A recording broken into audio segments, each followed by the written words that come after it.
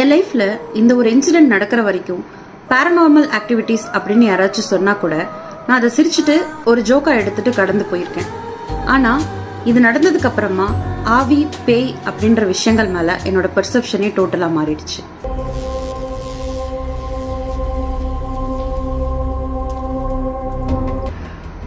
நானும் சின்ன வயசுல இருந்து நிறைய பயமுறுத்துற கதைகள் கேட்டு வளர்ந்த ஒரு ஆள் தான்.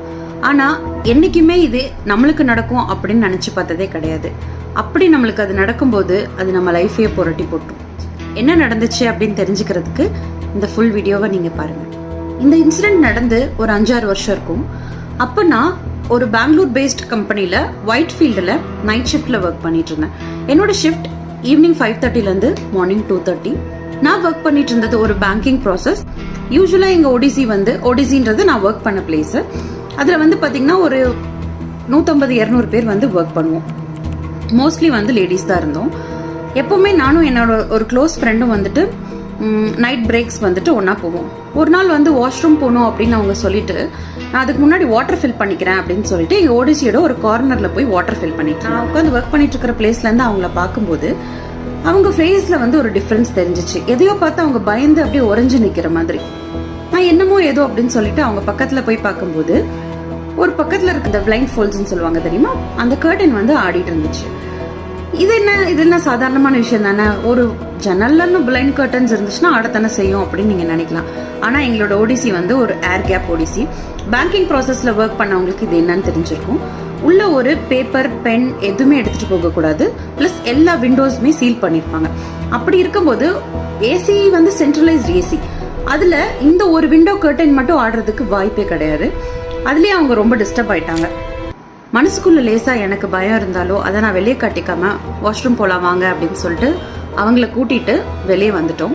எங்க ஃப்ளோர் என்ட்ரன்ஸ்ல இருந்து வாஷ்ரூம்க்கு போறதுக்கு ஒரு 100 மீட்டர் நடந்து போகணும். ஸோ நடந்து போகும்போது நாங்கள் 2 பேரும் ஒருத்தர் கூட ஒருத்தர் பேசிக்கவே இல்லை. ஐ கான்டாக்ட் கூட கிடையாது.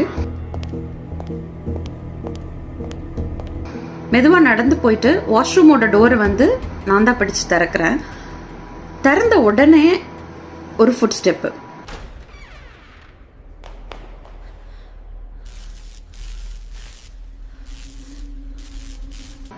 அது கொஞ்சமாலாம் இல்லை, நல்லா சத்தமாக ஷூஸ் போட்டிருக்கிற மாதிரியான ஒரு ஹெவி ஃபுட் ஸ்டெப்பு படப்படன்னு ஓடுறது வந்து எனக்கு கேட்டுச்சு. நான் யாரோ உள்ளே இருப்பாங்களோ அப்படின்னு சொல்லி பார்க்குறேன். But it's very small washroom. ஒரு மெயின் டோரு, உள்ளே வந்து 3 வாஷ்ரூம்ஸ் இருக்கும் செப்பரேட்டாக, 2 சிங்க் இருக்கும். யாருமே இல்லை. அங்கேருந்து பார்க்குறதுக்கு தனியாக திரும்பி பார்க்குறதுக்குலாம் இடமே கிடையாது. ஒரு சிம்பிளான வாஷ்ரூம் செட்டப் தான். ஸோ யாராவது இருந்தால் நம்மளுக்கு கண்டிப்பாக தெரிஞ்சிருக்கும். அந்த ஃபுட் ஸ்டெப் மட்டும் அவ்வளோ கிறிஸ்டல் கிளியராக எனக்கு கேட்டுச்சு. அப்போவும் நான் பயத்தை காட்டிக்கல. நீங்கள் வாஷ்ரூம் போங்க அப்படின்னு சொல்லிட்டு அவங்க உள்ளே போய் கதவை சாத்தின உடனே நான் மீதி இருக்கிற 2 வாஷ்ரூமில் திறந்து யாராச்சும் இருக்காங்களான்னு சொல்லிட்டு மேலே ஏறி பார்க்குறேன், கீழே பார்க்குறேன், திரும்பி பார்க்குறேன், யாருமே இல்லை. உடனே வெளியில் வந்துட்டு அந்த 2 சிங்க் இருக்குது பார்த்தீங்களா, அதுக்கு கீழேயும் குனிஞ்சு யாராச்சும் இருக்காங்களா அப்படின்னு பார்க்குறேன். அங்கேயும் யாருமே இல்லை. கதவை திறந்து வெளியிலலாம் பார்க்குறேன். 3 பக்கமும் வந்து காரிடர்ஸ் தான் இருக்கே தவிர ஒரு ஆள் நடமாட்டம் கூட கிடையாது. நோட் பண்ணிக்கோங்க, நைட்டு வந்து இது நடக்கும்போது மணி ஒரு 1-1:30 இருக்கும். ஓகே ஃபைன், நடந்துருச்சு. நம்ம கேட்டது ஒரு பிரம்மையாக இருக்கும் அப்படின்னு நான் மனசில் நினச்சிட்டு என்னையவே நான் தேத்திட்டு நான் ஹேண்ட் வாஷ் பண்ண ஆரம்பிச்சிட்டேன். வாஷ்ரூம் போயிட்டு வந்த இவங்களும் வந்து ஹேண்ட் வாஷ் பண்ணிக்கிட்டே வந்து என்னை பார்க்குறாங்க. நான் அவங்க கிட்ட கேட்குறேன், செல்லு உங்களுக்கு எதாவது சவுண்டு கேட்டுச்சா அப்படின்ட்டு. அவங்க வந்து உடனே வந்து ஒரு மாதிரி ஷாக் ஆகிட்டு என் கண்ணையே பார்த்துட்டு, நான் எனக்கு மட்டும்தான் அது கேட்டுச்சுன்னு நினச்சேன், அப்போ உனக்கும் அது கேட்டுச்சா, ஃபுட் ஸ்டெப் அப்படின்னு சொன்னாங்க. இது சொன்னது தாங்க, வாஷ் பேஷினோட டேப்பை கூட நாங்கள் க்ளோஸ் பண்ணல. அப்படியே எடுத்தோம் ஓட்டம் போய் நேராக ஓடிசியில் தான் நின்னோம்.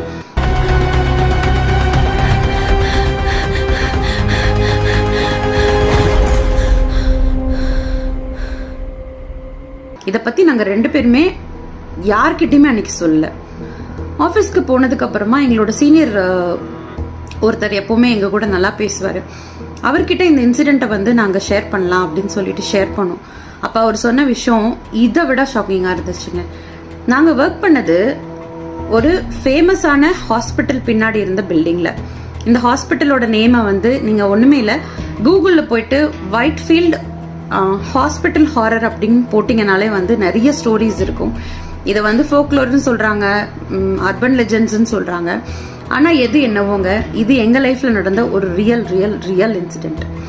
ஸோ அவர் என்ன சொன்னார் அப்படின்னா, இந்த பர்டிகுலர் ஹாஸ்பிட்டலோட மார்ச்சரி வந்து எங்கள் ஆஃபீஸ் பில்டிங்க்கு பின்னாடி இருந்ததாகவும், இந்த மாதிரி இன்சிடென்ட் இது ஃபர்ஸ்ட் டைம் கிடையாது. செக்யூரிட்டி பீப்புள் ஆகட்டும், இல்லை ஃப்ரிஸ்கிங் பண்ணுற அந்த டீம் ஆகட்டும், இல்லை வந்து ஜானிட்டர்ஸ் ஆகட்டும், அவங்களுக்கு நடந்த விஷயங்களையும் வந்து மேனேஜ்மெண்ட் கிட்ட சொல்லி நிறைய பேர் வேலை விட்டு போயிருக்கிறதாகவும் சொன்னார்.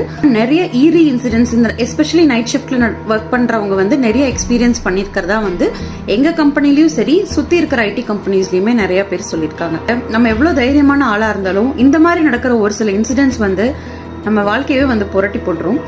இதுக்கப்புறம் இருந்து நான் எந்த ஷிஃப்ட்ல ஒர்க் பண்ணாலுமே ஐசோலேட்டடா இருக்கிற ஒரு வாஷ்ரூமுக்கு போறக்கு எனக்கு இப்போவுமே பயம். எது எப்படியோ அந்த கம்பெனியில் அதுக்கப்புறம் நான் இன்னொரு 3-4 months ஒர்க் பண்ணேன். ஆனால் அந்த மாதிரி எதுவும் எனக்கு இன்சிடென்ட்ஸ் நடக்கல. நான் சொன்ன மாதிரி இந்த இன்சிடென்ட் நடந்து கொஞ்சம் வருஷம் ஆனாலும் இப்போவும் என் ஃப்ரெண்டை நான் பார்க்கும்போது இல்லை அவங்க கிட்ட பேசும்போதெல்லாம் உனக்கு அந்த இன்சிடென்ட் ஞாபகம் இருக்கா அப்படின்னு கேட்டால் அவங்க அந்த சில்லிங்கான இன்சிடென்ட்டை மறக்கவே முடியல அப்படின்னு சொல்லுவாங்க. இது என் லைஃப்பில் நடந்த ரொம்ப பயமுறுத்துகிற ஒரு வர்ஸ்ட் இன்சிடெண்ட்டாக நான் சொல்லுவேங்க. இந்த மாதிரி இன்சிடென்ட்ஸ் உங்களுக்கும் நடந்திருக்கா? எப்படி இருந்துச்சு? நீங்கள் அதுக்கப்புறம் உங்களோட நம்பிக்கை எப்படி மாறிச்சு அப்படின்ற உங்களோட எக்ஸ்பீரியன்ஸை மறக்காமல் என் கூட ஷேர் பண்ணுங்கள். நம்ம பேசுவோம்.